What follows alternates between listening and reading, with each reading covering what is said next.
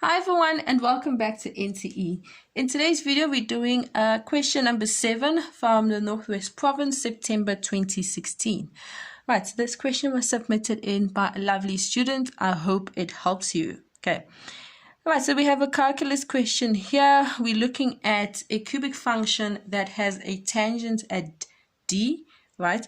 And they're telling us that the point A, and they gave us the coordinates of A, and the point D are turning points, right? So let's jump straight into this. Question 7.1.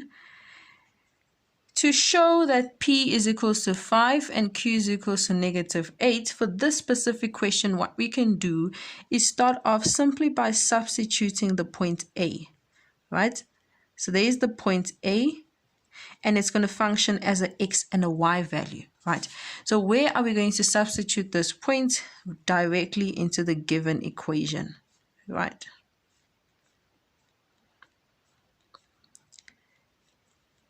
Okay, now remember, f of x is the same thing as a y value, so that's where I'm going to substitute the 36. Now, in place of all of these x's, I'm going to substitute a -4.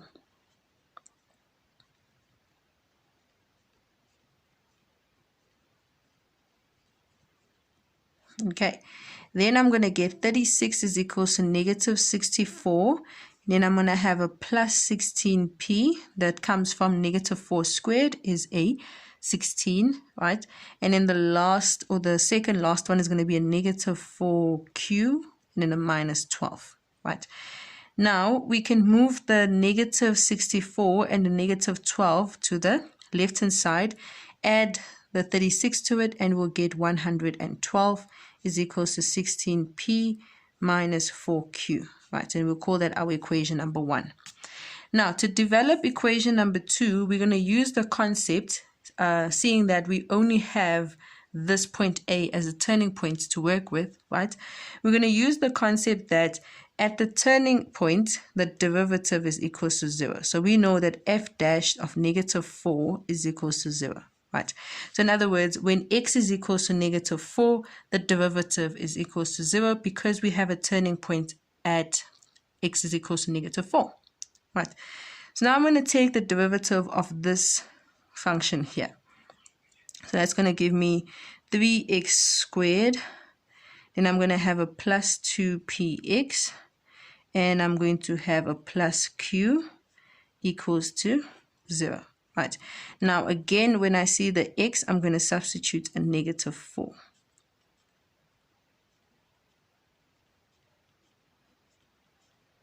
All right. So for the first one, 3 times 16 is going to be 48.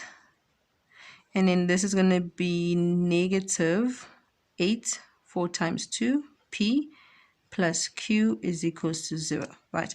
Now I'm going to use this equation to make q the subject. So I'm going to put q alone on the left-hand side. I'm doing that because this q does not have a coefficient, okay? Then I'm going to move the -p to the other side, and I'm going to move the positive 48 to the other side. I'm going to call this equation number 2, right? Now, once I have equation 2, what I'm going to do now is I'm going to say substitute equation 2 into equation number 1, right? So I'm going to have 112 is equals to 16p minus 4, and I'll be very careful here. This q is more than one term. That is why when I substitute, I need a bracket to do so, okay? So that's going to be 8p minus 48 going into the bracket like that. Our next step is now to distribute this entire -4 into the bracket. Okay, please don't try to distribute the 4 first and then the negative. Chances are you're going to make a mistake somewhere. Okay, so this is a 16p, and this is going to be a -32p, and then this is going to be a positive, let's see, 4 times 48 is 192. Okay. Right, we can collect like terms here. This will give you a -16p, and then we can move the 192 to the other side to give us a -80. And then if you divide negative 80 by negative 16, sure enough, you get that p is equals to 5. Right. Now that we have the p-value, all you have to tell them is to substitute the p-value into equation number 2. Right. So then now q, this is now in order for you to calculate the q value, is going to be that. And if you work it out, your q will work out to a negative 8. Okay. So first question done. Let's get to question 7.2. Right.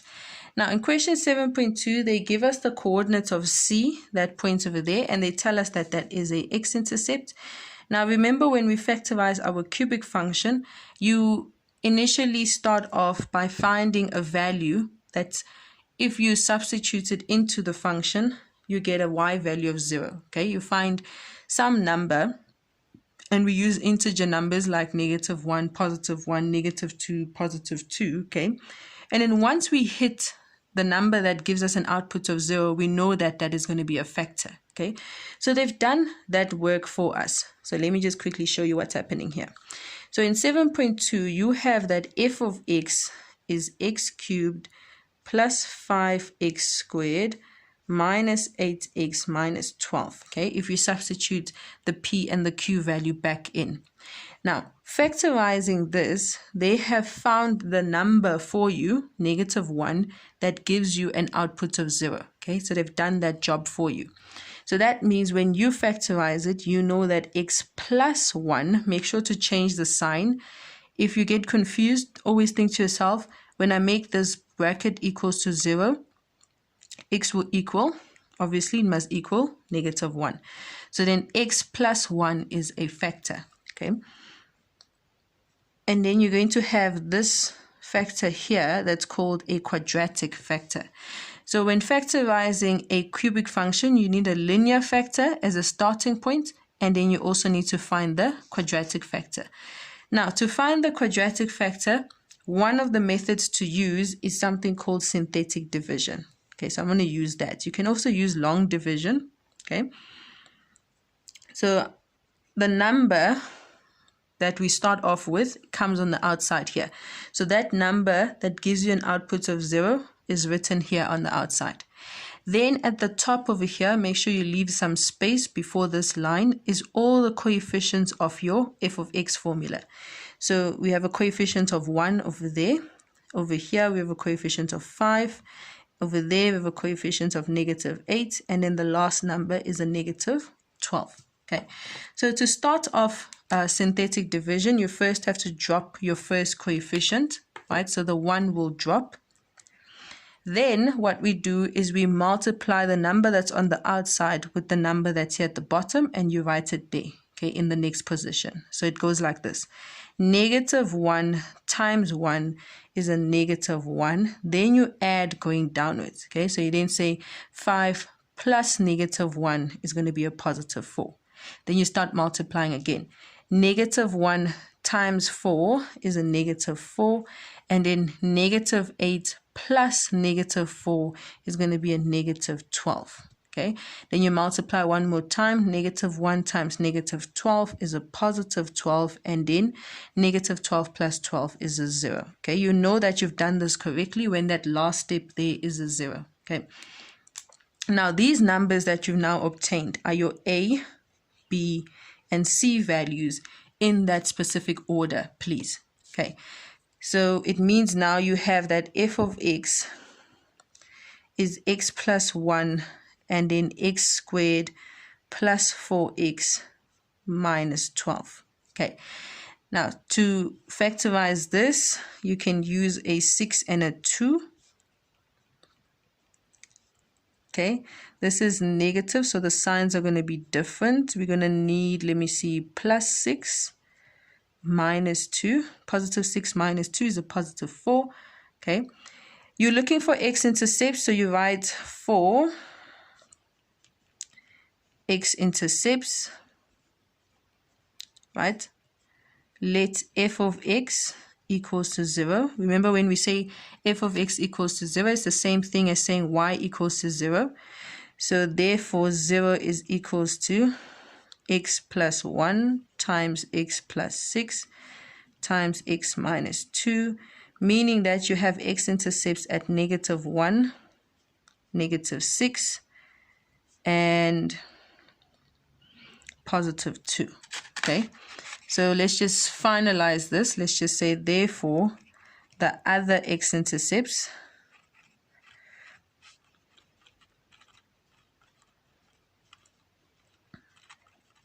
are, let's write it as a coordinate. You're going to have -6, 0 and +2, 0. Okay, so that's going to be the other x-intercepts. If you look at the diagram, those are not labeled, so we'll just leave it as coordinates like that. Okay.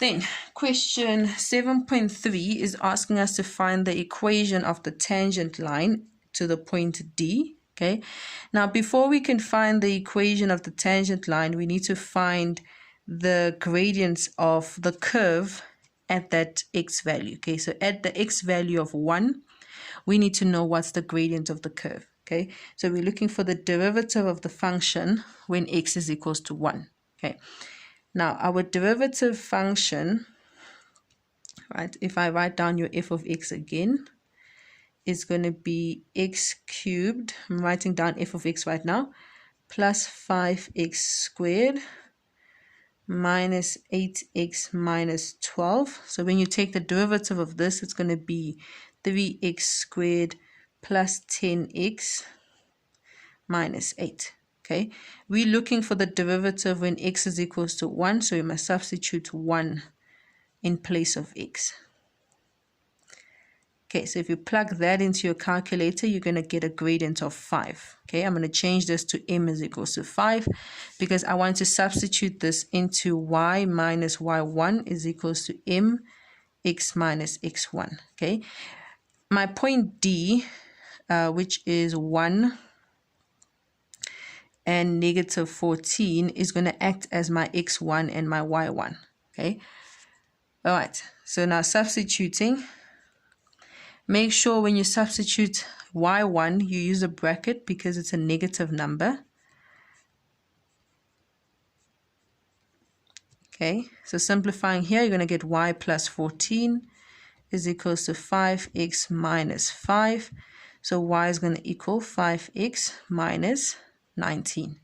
Okay, right, then for the last question, 7.4, I'm just going to redraw the graph here with a little bit better scale. Okay, so I'm going to make it go much further than what is shown to us.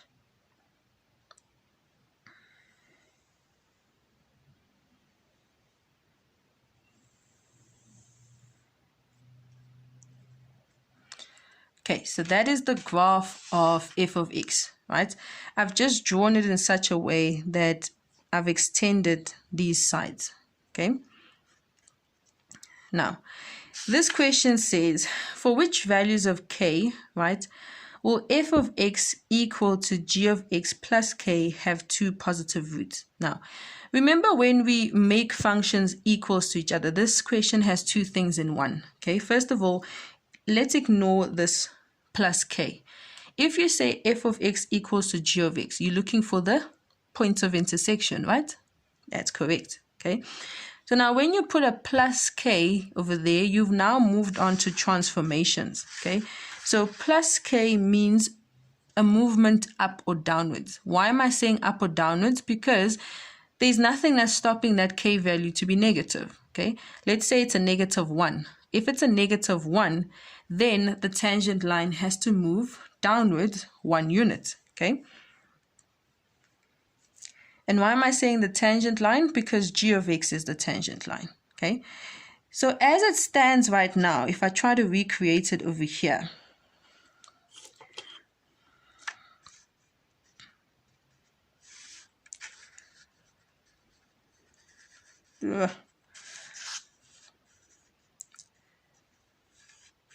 okay, it's most probably not going to be that accurate.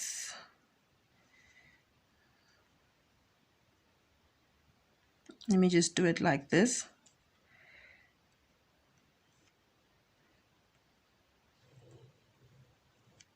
Okay, so as it stands right now, this is G. Okay, it is intersecting the graph of F here at D, and look there, look at the formula for G. Let me just finalize this previous question. This is G of X is equals to 5x minus 19. Okay, that equation is telling you that the tangent has a y-intercept at negative 19. Okay, that's what it's telling you. Right. Now, if you take, I have a red line over here. If I pretend that this red line is my tangent line, okay, if we think about K being negative, then it means that the tangent line must move downwards, okay? But if the tangent line moves downwards, then you lose the point of intersection between G and f of x, okay? Those two things no longer intersect. So then clearly the tangent line has to move upwards, okay? So if it's moving upwards, then the K values are positive, okay? But now they are saying move the graph of G K units, and we've now determined it's going to have to be positive K units. So I'm now going to say move the graph of G upwards, okay, such that you will still have two positive roots, okay? They should have made this question a little bit clearer by saying at least two positive roots, but it's okay. Regardless, we want the intersection between G and the graph, when we move it upwards, to only be two positive roots, okay? Now, let me leave it over here, okay? When I move it there, it's moved upwards by some K units. I don't know how many units. And if you check how many points of intersection you have 1, 2, and 3 somewhere at the bottom here. Remember, the cubic function continues here at the bottom. So there's going to be a negative root here somewhere at the bottom. Then you have 1, 2 positive roots. Okay, let's move it upwards again. Let's put it there. Okay, again you have 2 positive roots, right? 2 positive points of intersection here, here, and 1 negative one somewhere at the bottom there. Okay, move it up until it gets to the y-intercept of F. What is the y-intercept of F? Look at the equation for F. The y-intercept of F is negative 12. Okay, so this point here is negative 12. So if I say let G move upwards such that it has the same y-intercept as the y-intercept of F, what type of points of intersections do you have? You have a positive 1 there. This one is now a 0, and then you're going to have a negative 1 somewhere on this side. Okay, so clearly this one doesn't work. Okay, let's move it up one more time. Okay, when it goes up in such a way that it's there, now you're going to have a negative, right, point of intersection, another negative point of intersection, and then a positive one. Okay, so now you have 2 negative points of intersection. That doesn't work. Let me draw it in permanently. Okay, so if it moves like that, so it must still have a gradient of 5.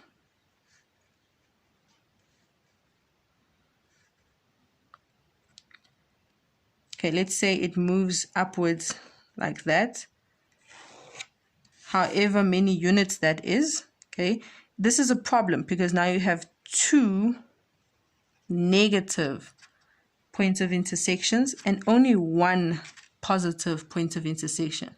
Where am I getting this positive and negative from? Negative because it's on the negative x-axis, and positive because it's on the positive x-axis. Okay, that's what I'm talking about. Okay, so now, if it gives you 2 negative points of intersections beyond that y-intercept, it means you must come back down, right? You must come back until you get here, because beyond that, things start changing. Okay, when you are at this position, you have 1 point of intersection that is 0.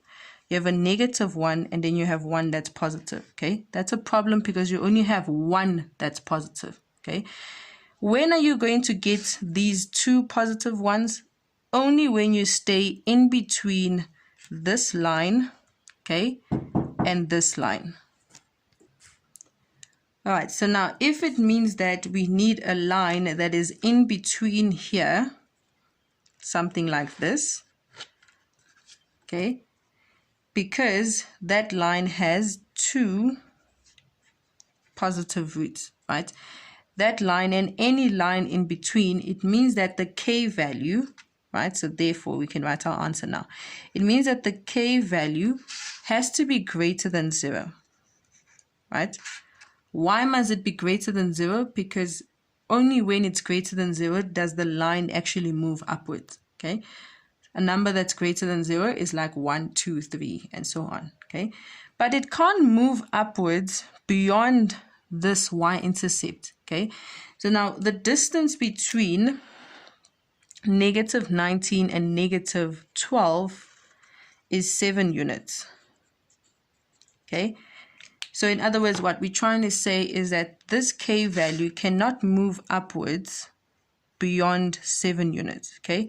So it must move upwards, yes, greater than 0, but it can't go over 7 units, because if it goes over 7 units, then you get this type of line, and that type of line has 2 negative roots and only 1 positive root. Remember, they want 2 positive roots, so that's only going to happen between this line and the tangent line.